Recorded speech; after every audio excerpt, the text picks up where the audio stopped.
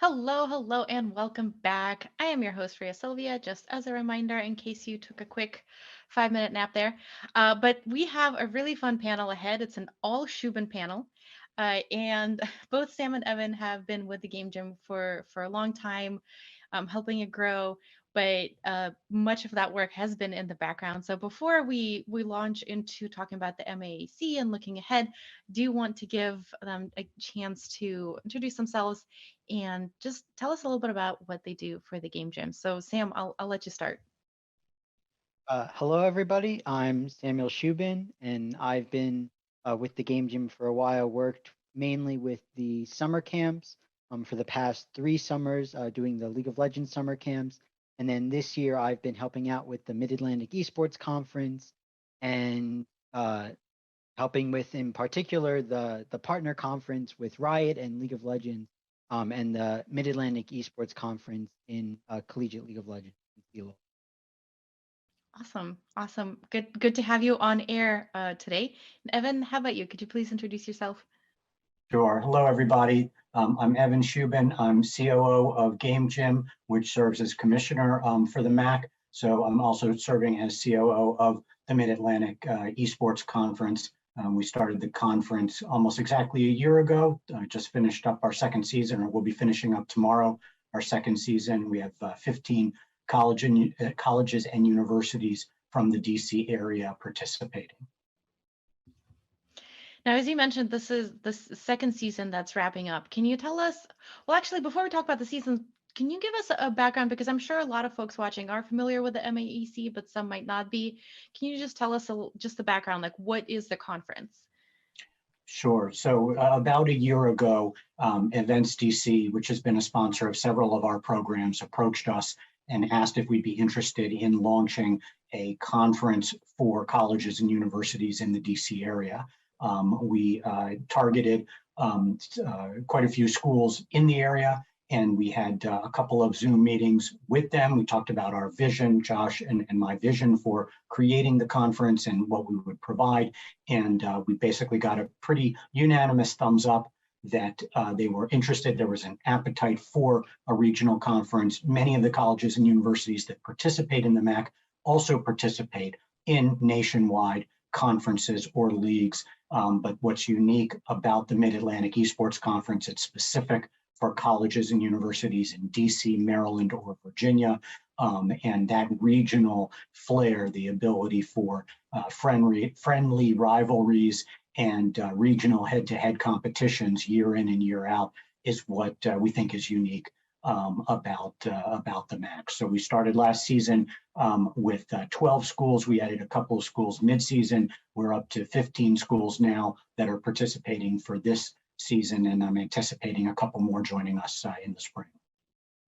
That sounds great. And now Sam gave us a little bit of a preview saying that League of Legends is part of the conference, but which games are part of the conference and how did you really select the games to focus on, Evan?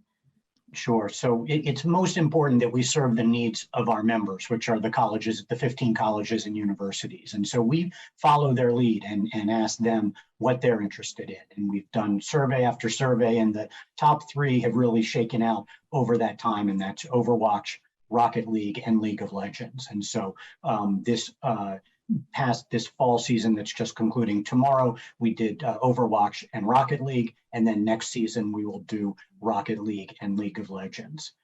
As new games come around, it's the colleges are interested in other games and fielding competitions. We're certainly open to that, and we continue to accept feedback from the member schools and ask them what they're looking for, both in terms of the games we play and the structure of those tournaments. Everything is member driven.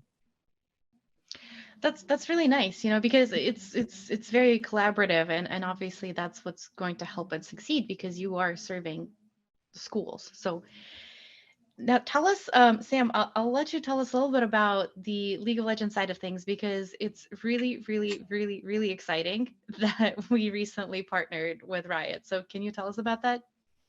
Yeah, so Riot runs the official Collegiate League of Legends season, and that's run by Tiza, who is awesome, and we love him a lot.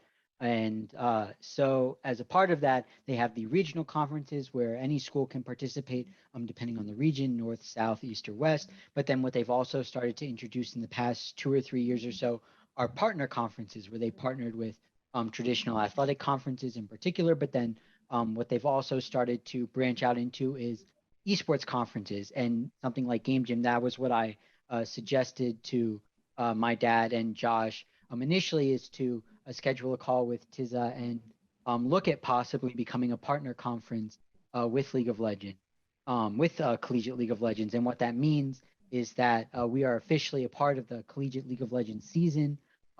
We play in our own conference. It's very similar. It's a very similar format to college basketball. And then the champion of the MAEC League of Legends conference then gets an automatic bid to the Collegiate League of Legends championship, where the top 32 teams in Collegiate League of Legends battle it out in a tournament to crown the champion. That's a big deal. That's awesome. Tell us a little bit about how the MEAC changed. Like you were saying, its second season is coming to a close. Obviously, the first season looked very different from the second season. How did the conference evolve and grow and change? Evan, I'll let you answer first.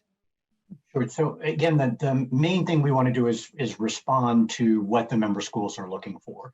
And so, we've chosen games, we've set up the season structure, the tournament structure. All of that is in response to what they're looking for. We can't please everybody all the time with 15 schools.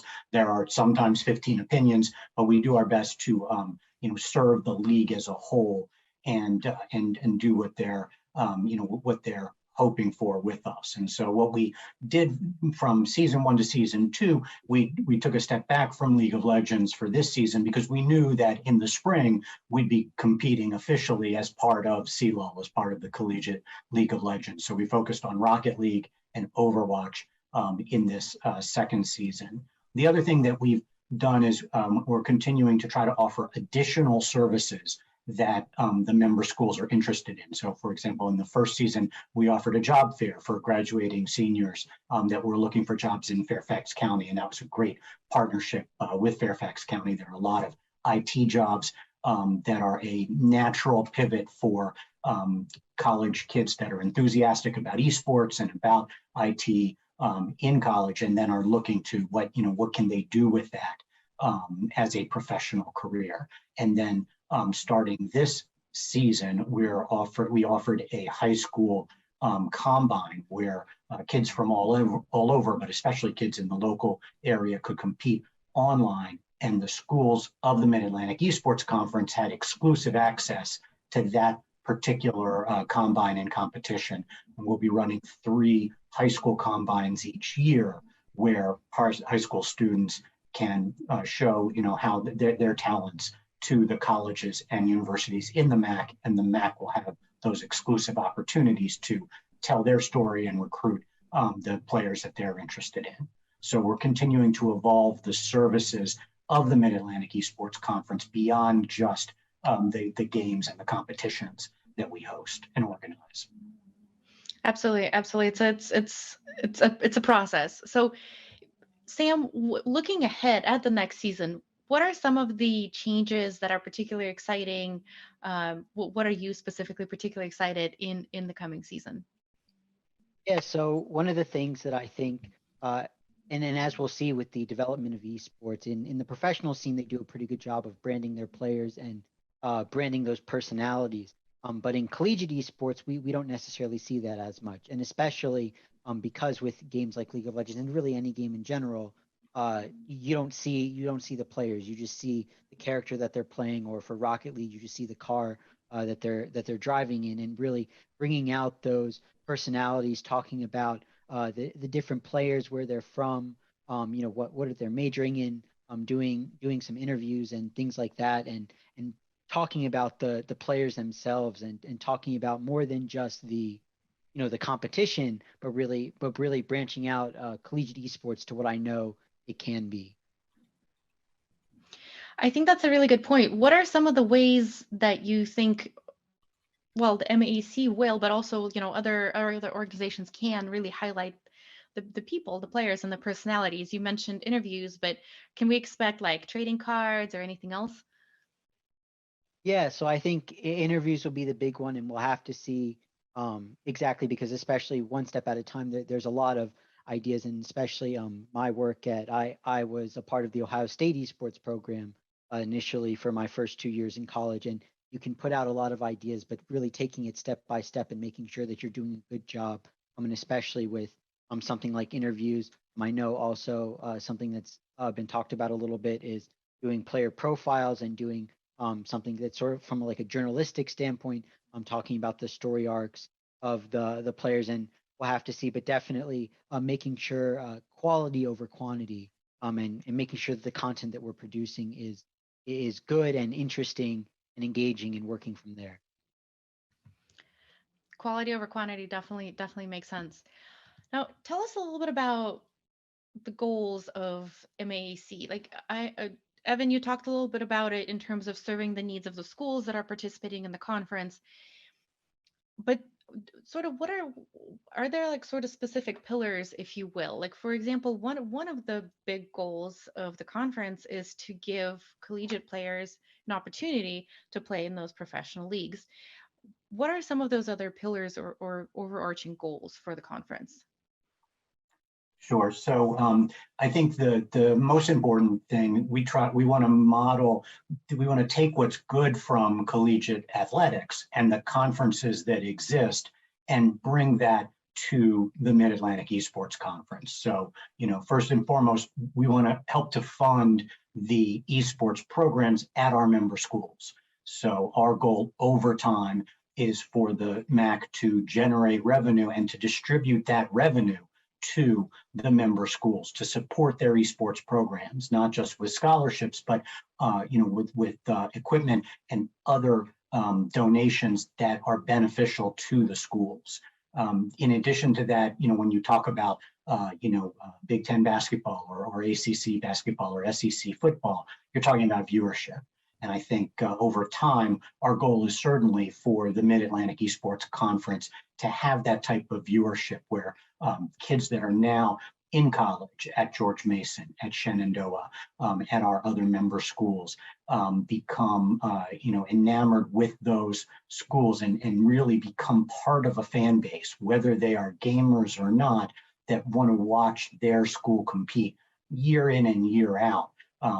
For the future. So we certainly want to increase viewership, and that, of course, then generates revenue and translates into dollars for the conference.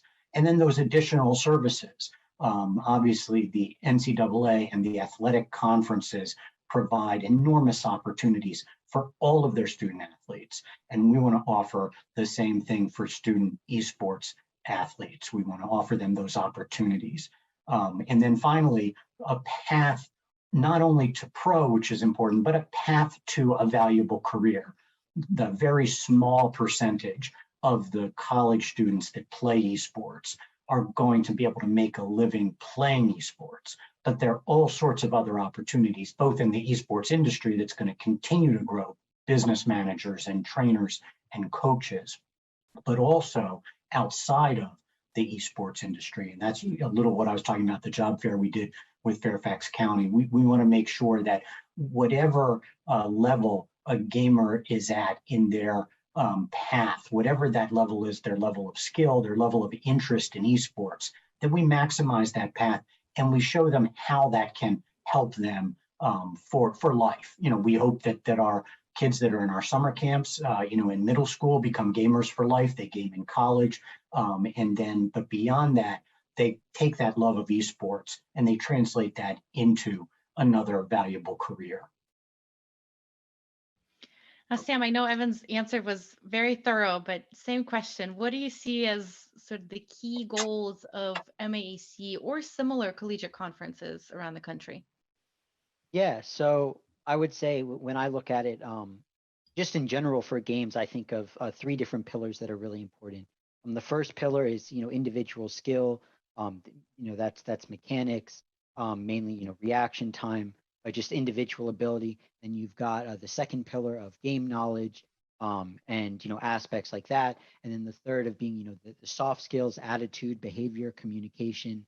And what unfortunately is the case in a lot of competitive games, and especially with League of Legends, is that first pillar of individual skill is very heavily focused on in solo queue, in the solo queue environment. But those two other pillars of playing in a team and understanding how to work as a team and understanding your composition and playing to the context of the game as a whole are lost a lot. And I think especially as that relates to game gym and game gym's values of learning and education and bringing out the positive values that we can see in esports, transitioning that into the MAEC and hopefully developing a conference where these college students are developing those skills that are really important. Because as much as the hard work and the grind and understanding all of that is very valuable as well, but especially those other skills of critical thinking, of working as a team and understanding how to communicate, and being able to think deeply about the material at hand in video games, and then applying that to other subjects, and then in turn their career, uh, building out that infrastructure. Because the vast majority of these players are, just like my dad said, are not going to be professional esports athletes. So how do we go about focusing on those skills, those learning opportunities that we know exist within esports that aren't necessarily relevant in the solo queue environment, and how do we provide that to players, both in regards to the summer camps that we provide with Game Gym, but as I mean, this panel is about the MEEC, applying that to the MEEC. Absolutely. Absolutely. Now, I want to ask you both, what does it take to just create a conference? I mean, that's a whole lot of work. Like you sit down, you think, okay, that's a great idea. Where do you start? Like Evan, I'll let you take it away because you were one of the first people, obviously, starting the MEC. Yeah, so the first thing you have to do is you need financial support, and we're grateful for Events DC for financially supporting the MAC.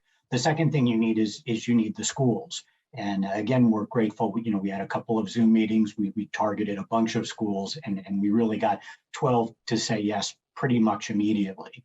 That was, I think they said yes because Josh and I had a vision of creating a conference. We've both been heavily involved in college athletics throughout our lives and careers. And, I think we both felt very strongly about what we needed to bring to a collegiate esports conference from the collegiate athletic conference model. And I think that was very important. So we had, that history of all those years of college athletics and what's been done well and what's been done not so well. And we were able to craft that vision and communicate that vision to the schools in terms of this is what the MAC is going to be. And, that's about local rivalries. It's about, hosting competitions. It's about providing those other services. And at the end of the day, when the league is healthy and mature, it's about providing revenue back to those schools, so financial support for the esports programs at those schools. And so that vision, I think, was pretty clear for me and Josh from the beginning, and we were able to articulate that to the member schools, and that's when they said yes. After that, there's definitely been some flying by the seat of the pants in terms of setting up the competition schedules and getting the schools involved and identifying all the stakeholders. A lot of hard work by the Game Gym team, starting with Josh and me, but everybody else as well, Johnny and Samuel and Ian and everybody on the Game Gym team that added to the effort of creating the MAC and running the MAC each season. It's a high level effort. It's a labor intensive effort to run the MAC every season. We're happy to do it. We're proud to do it. We hope to do it for a long time. But that's where it started. It started with that vision, articulating that vision, the support from Events DC, and the support from the schools. Yeah, like you said, that it does take a lot of effort. Now, Sam, can you take us sort of behind the curtain and what does it look like to run a collegiate conference? Yeah, so I would say, I guess, not even just the running of the collegiate conferences, but where it starts. And from my experience on the Ohio State League of Legends team, knowing where to go, and what I said to my dad and to Josh initially is, you guys should be, or we should be as the MAEC, up looking to become a partner conference with Riot, and in particular, understanding that Riot Games, they are the developer of League of Legends. As my dad has said in the past, they own the proverbial ball. Um, they are they run CLOL, and we need to respect that. I think what we've seen in the past in some organizations that see the potential of esports similar to sports, and then they come in, they don't fully understand the community. They're coming in with the mindset that they want to double their money in 5 years. They're backed by venture capital, and I don't think this is too strong to say, but quite frankly, that are cancerous to the esports scene. And understanding coming into something like collegiate esports and going into a conference with the proper mindset, understanding that it's for the players, it's for the schools, and applying all of those uh, values appropriately. And then when it comes to running the esports conference, I think at least from the League of Legends side, which I know particularly well, we're very fortunate that Riot does do a very good job of providing a lot of support, not just for collegiate League of Legends, but just their overall professional scene. As we know, in some developers like Nintendo, for example, don't necessarily do a good job supporting esports. And they provide the rule set. They provide significant amount of support. I've been able, Tiza, who I'm sure he talks to so many people all the time, that I'm able to DM him and he's able to respond quickly. And they provide all of that support, working with him in order to develop the schedule. And then their partner in Battlefy, functioning as they run the registration process, and they run the I don't know what you call it exactly, but you're right. The tournament system, the scheduling, and all of that is set up on the Battlefy website. And understanding, all of those partners and how we play, and it really is. We're very fortunate. They provide a significant amount of support for the league as a whole, for League of Legends. That makes sense. Now, this is a question I asked a lot of folks earlier today, but talk to us about networking, because getting anything off the ground, including something like the MEEC conference, takes a lot of networking. Like you can't just DM Riot out of the blue, right? Or maybe you can. So tell us, what does that look like, Sam? So I would say I don't even know if it's networking in the sense of talking to people, but what I spend a fair amount of time in, and quite honestly, and I'm sure many people feel the same way, is too much time, is there are certain Discord communities where a lot of members are very active in and talking about the different issues that come up, especially because esports in general is in its infancy. It's so young, and that there's a lot of problems that come with that. There's a lot of growing pains, and just paying attention to the different things that happen, even though that my focus has for the most part always been about collegiate, but also paying attention to the amateur scene and the amateur community, and what's going on in the amateur League of Legends community, and what Riot is doing, because I mean, just in general, everything is connected. But understanding how Riot is handling the amateur community, so then I can better understand how Riot is working with the collegiate League of Legends community, and how all of those community are interconnected, because you do have a lot of players that both play in collegiate and amateur, and then in addition to players, staff and viewers, and everything that comes with that. So understanding all of those communities, and understanding how it works, because it is a lot of young people, and like I mentioned a little bit before, you have these organizations that come in, especially venture capitalist organizations that want to run everything and do it their way, but they don't really come in with understanding the esports community, and what that means, and really respecting that grassroots mentality that we have at Game Jam, and listening to people, and listening to what they want, and working together to organize a league, a conference in esports, everything esports that is beneficial to all the necessary stakeholders. So I really like that point, because what I'm hearing is you're saying networking isn't just talking to people, it's a lot of listening. It's a lot of paying attention. I think that's a really good point. Evan, what advice do you have? Like what kind of networking does it take to get something like this conference off the ground, or just any other general networking advice that you have for folks? Because that's usually sort of the hardest part of getting any kind of idea off the ground.